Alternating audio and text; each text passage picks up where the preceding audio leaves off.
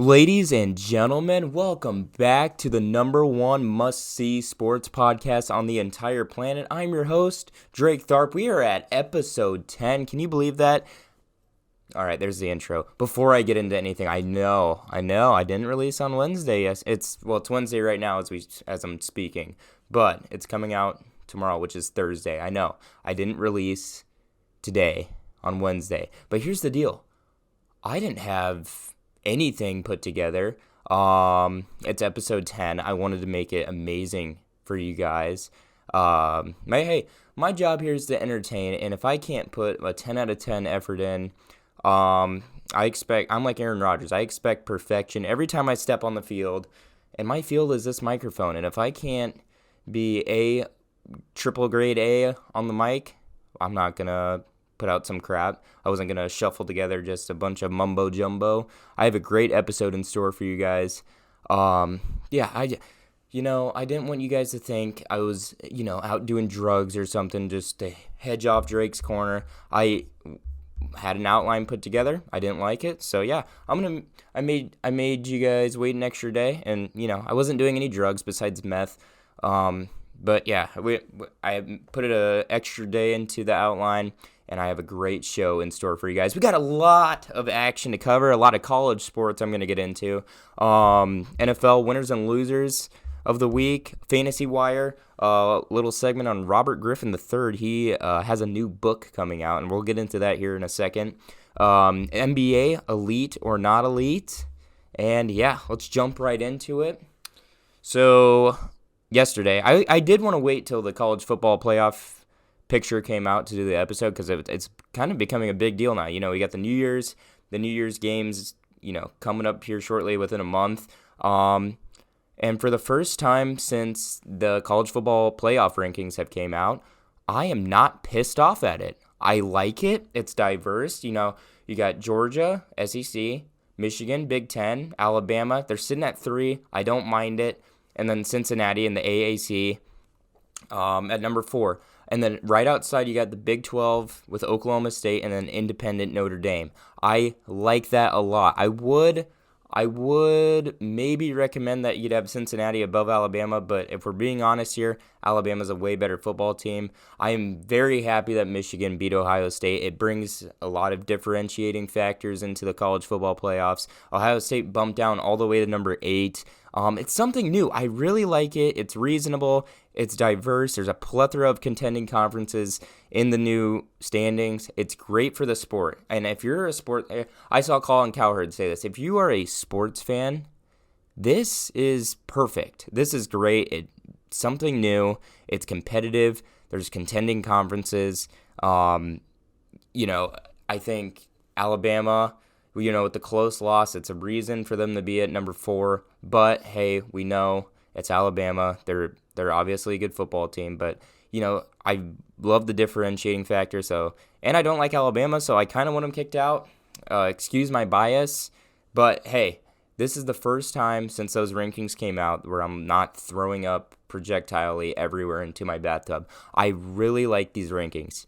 I like seeing Michigan there. It's something new. It's a new Big Ten team besides Ohio State.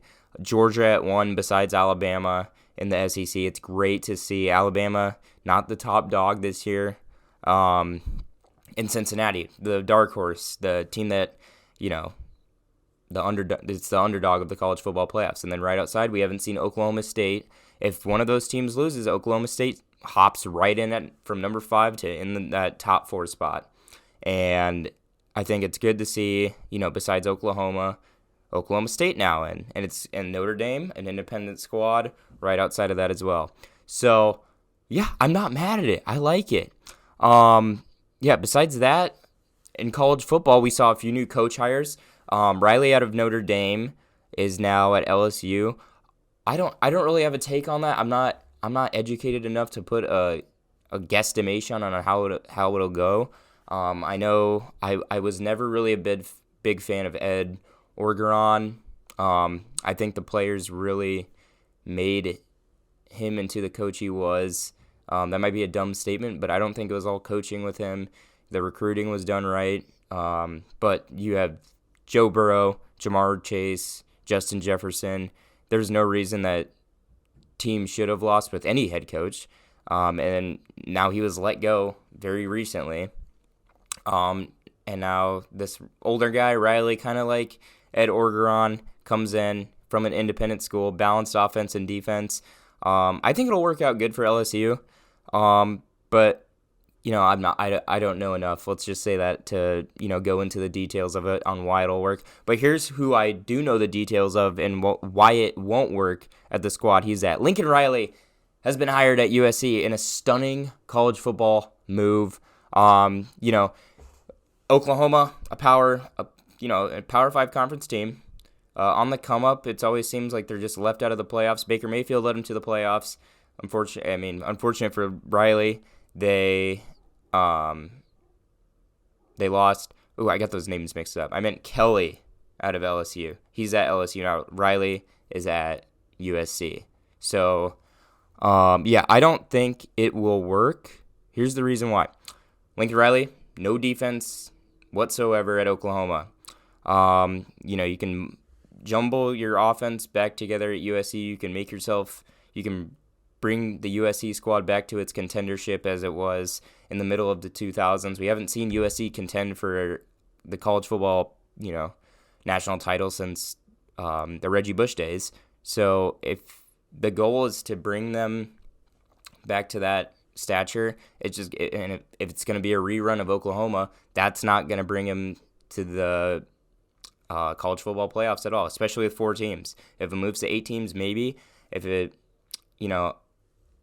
goes to that stature of level where in the Pac-12, it's all offense. We've seen that. It's kind of just like the Big 12, just a little less of, a little less competitiveness. You see Oregon, Stanford, and USC kind of at the top every year. With the Big 12, you got Oklahoma, Oklahoma State, teams like that.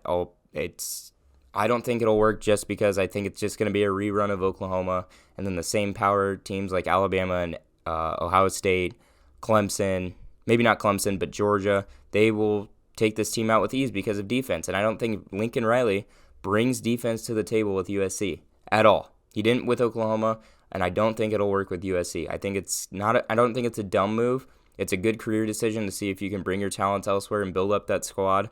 But to be honest, I think Lincoln Riley would be a better NFL head coach or offensive coordinator than he would be a college coach, because you can see college football teams finding easy ways to score. You'll see a 55-50 game here.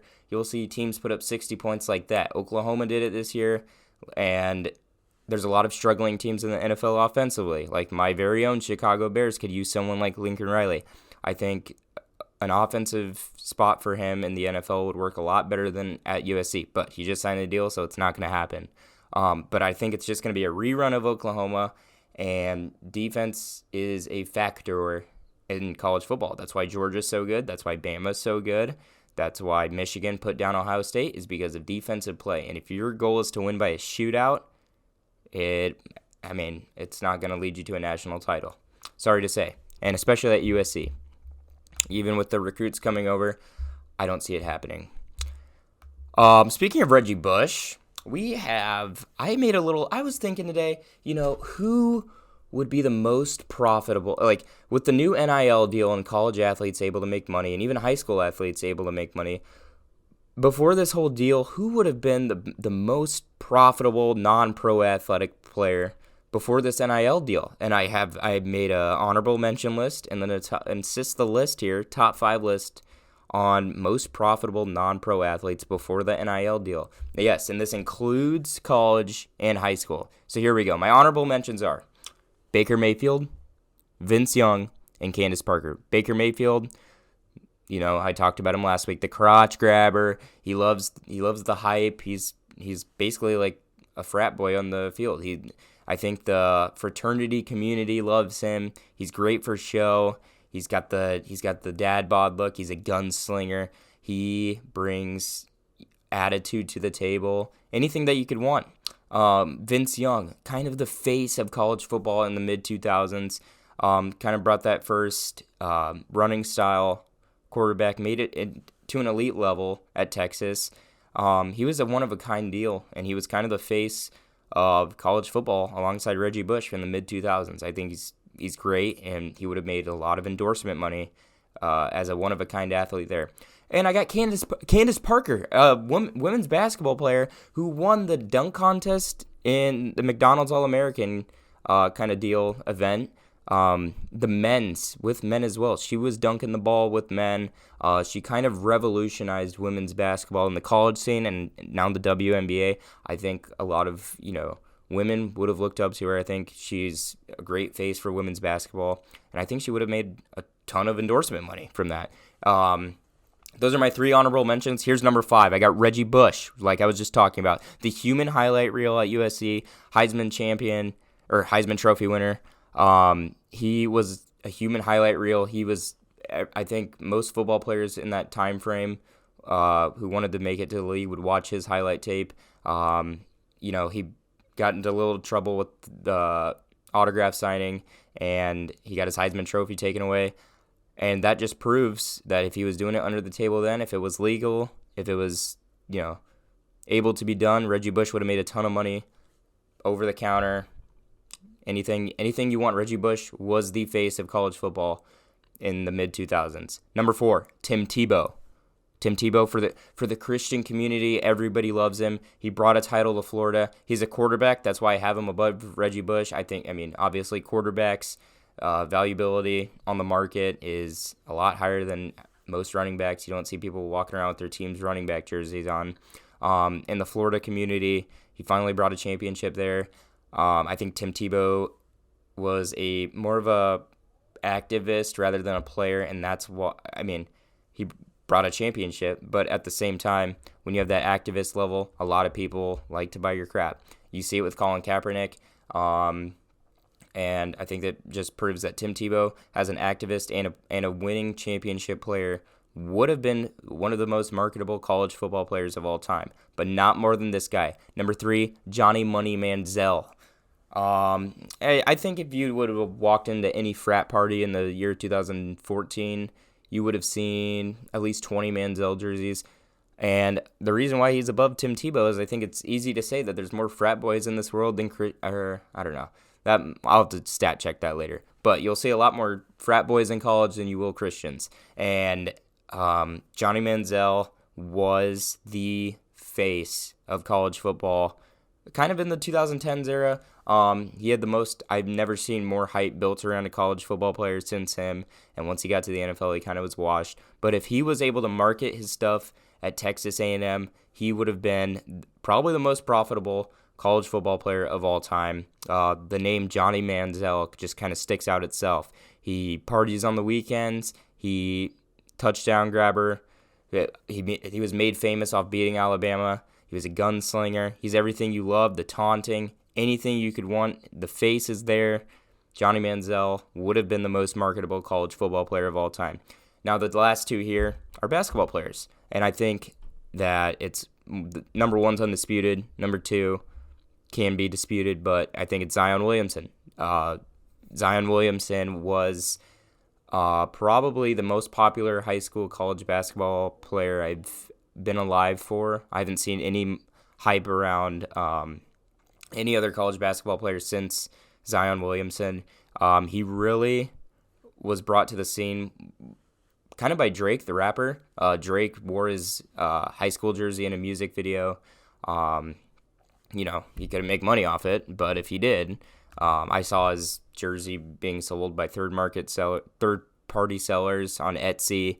The dunk videos, he was everything that flashy about basketball. And with his weight, he was a huge guy, putting down 360 windmills. He could have made so much endorsement coming to Duke. Are you kidding me? That's the hierarchy of college basketball. With RJ Barrett, it was kind of a super team. He signed with Jordan. I think he could have signed with Nike or Jordan a lot earlier than he did. Number 1, easy, LeBron James, the most popular high school player of all time. Yes, the number 1 player on this list is a high school player, not a college player. But it's true. He was the first high school player to sell out like an arena. He was the first to have a nationally televised high school basketball game. He was the chosen one.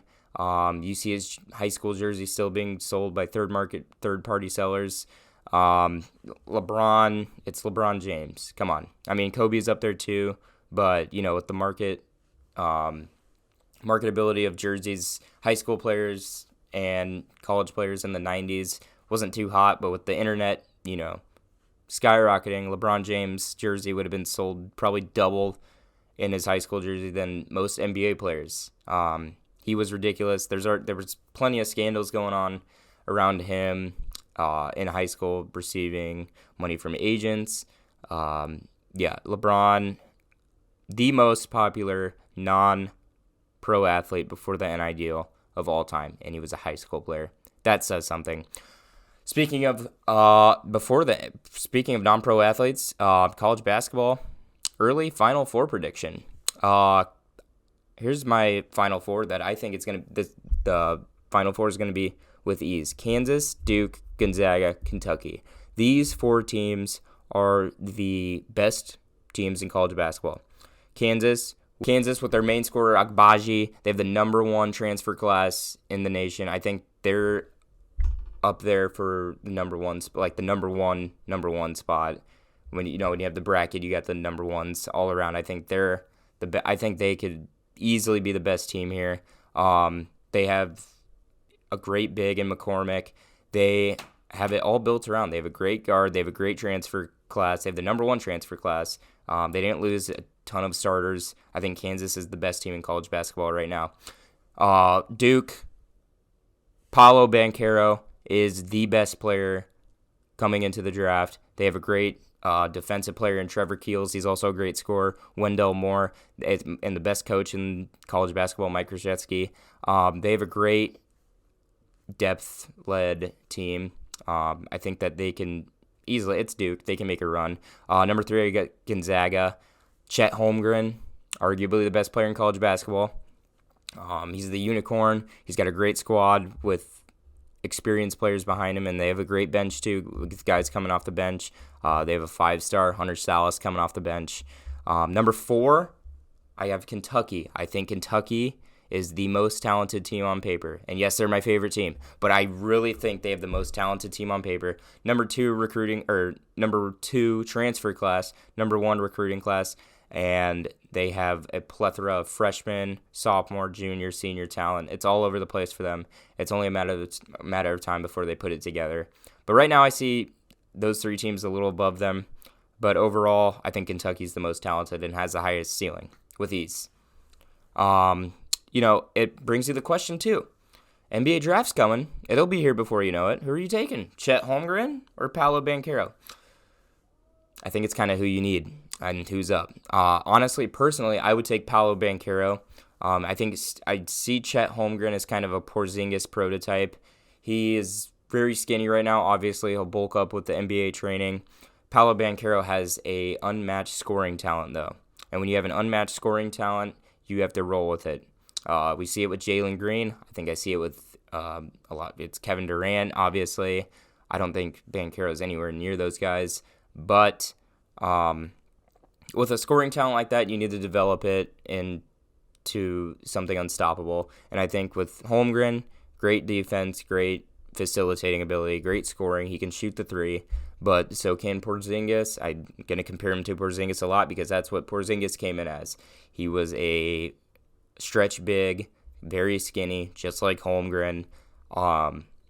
Shot blocking machine, just like Holmgren. He can hit the deep ball, just like Holmgren. I think I see a lot of Porzingis in Holmgren. I've said Holmgren probably 5 damn times now, but it's true. I'd rather take Banchero's once-in-a-lifetime scoring talent over that. And it honestly depends who you need. If you have a scorer on your team, and say the Pistons are up and you got Cade, and you want to partner him with a big, I'd probably go Holmgren. If it's somebody who just needs someone to build the team around, like maybe the Rockets, you pair up a scorer with Banchero, you already got a good big in Christian Wood, I would take Banchero there. But yeah, those are the 2 best prospects right now for college basketball. It'll be fun to see once the draft comes around. We'll see a lot more coming from the Euro leagues and players uprising once the March Madness hits. So yeah, it's fun to think about 6 months early, I know, but these 2 guys I think are elite talent. I don't think this draft is as deep as last year's, but those two guys are kind of like the Cade and Jalen Green of this draft class. They'll be the elite guys.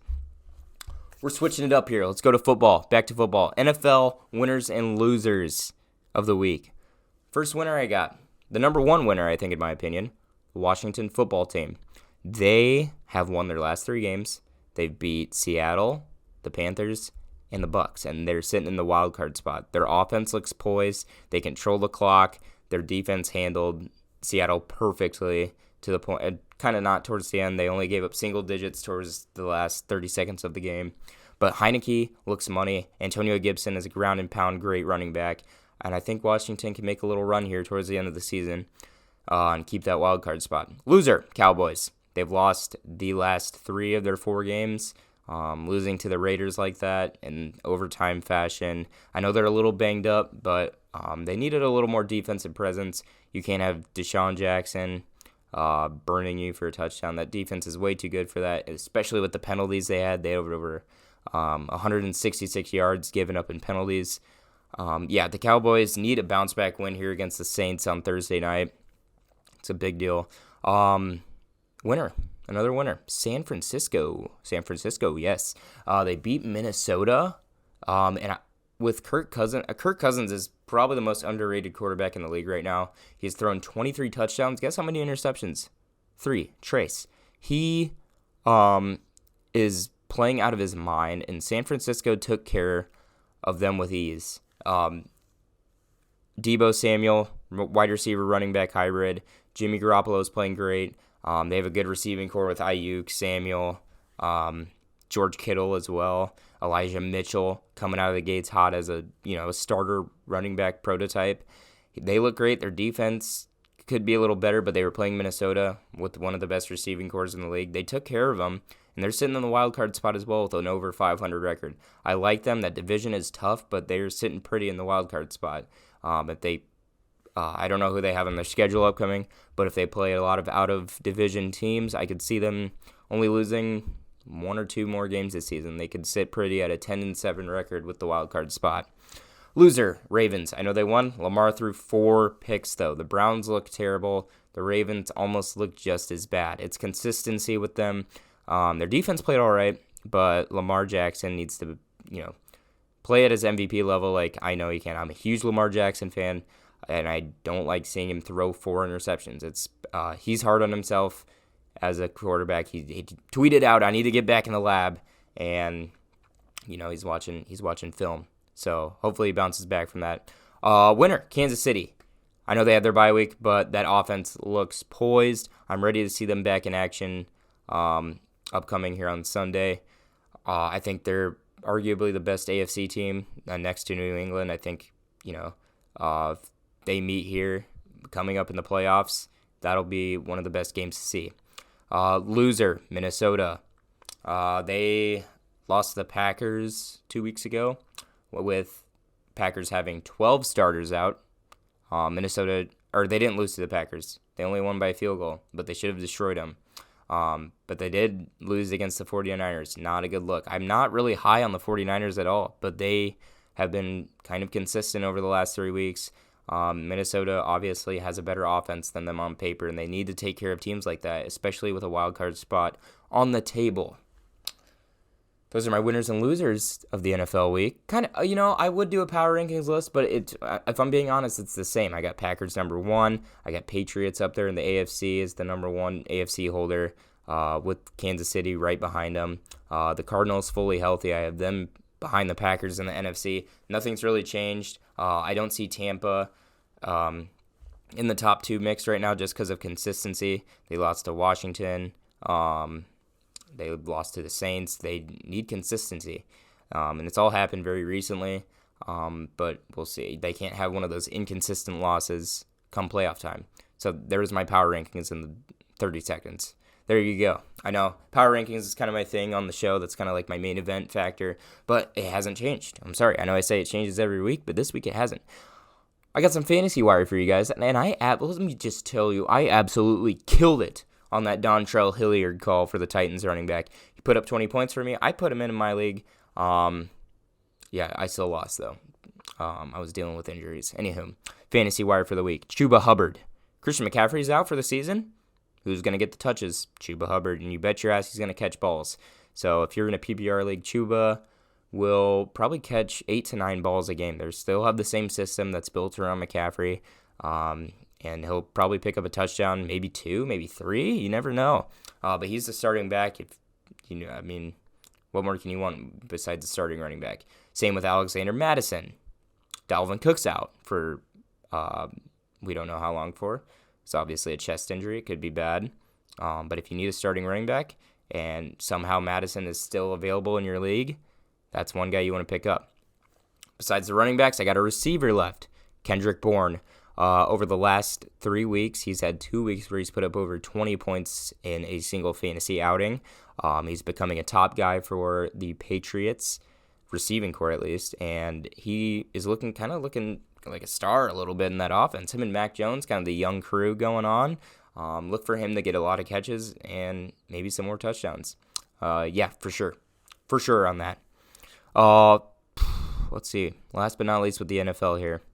The RG3, Robert Griffin III, is releasing a new book, Exposing Washington, and then he lists off a few things that coincide with that. A coach's greed, he had owner's mishap, and then the big one was that bounced off the book at you, sexual harassment. We saw this probe go underway, and that basically led to John Gruden's firing, but there was a probe into the Washington football team. They had their facility raided for drugs, but now besides that, they have a probe going into the ownership of the team, and it's really the first time we've seen a player come out and say something about the whole under-the-weather probe that was going on. But I think it's kind of weird that the teams who are under investigation, for instance, let's go to the NBA, with the Phoenix Suns, their owner, Robert Sarver, who has been, said to be a weirdo, they've won 17 straight games, basically, since